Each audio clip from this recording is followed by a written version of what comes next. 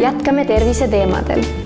Mis vanuses ning mis murega võib Ida-Tallinna Keskhaigla noortekabinetti tulla?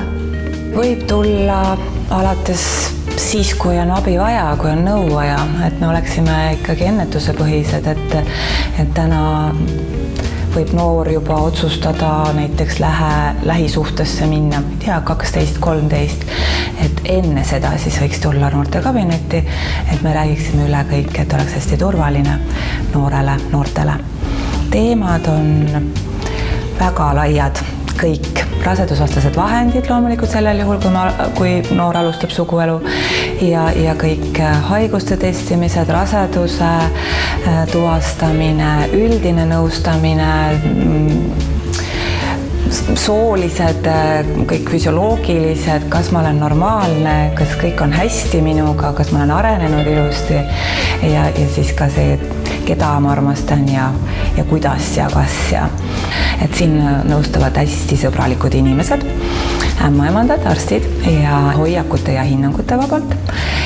Ja kõik on oodatud kuni 26 eluaastat ja 26 siis kaasa arvatud. Kas siia võib tulla ka kellegagi koos? Jaa, see oleks väga tore ja väga armas. Kas partneriga koos, emaga, sõbrannaga, väikse grupiga, sõbrannade grupiga. Koolid võiksid meilt tellida loenguid rohkem ja siia saab tulla seda loengut kuulama, kui ka meie võime kooli minna. Kui oluline on noorte seksuaaltervis?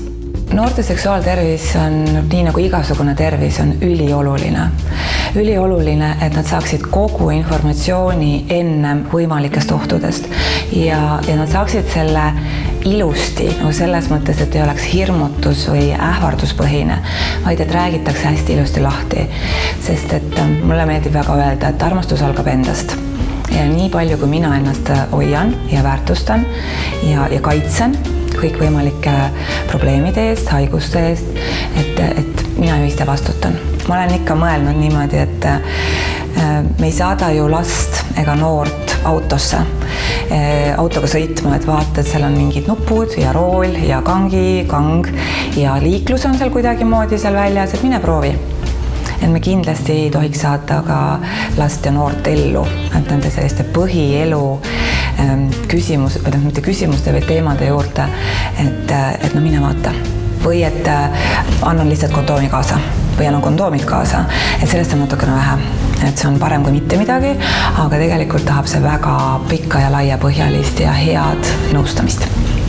Meie juurde saab pöörduda siis Tõnismäe polikliinik, hariduse 6, noortekabinet, helistada 666 900, panna aeg ja just öeldagi, et noortekabinetti palun ja järjekorrad on lühikesed läbi aja, et siia saab väga kiiresti, olete oodatud.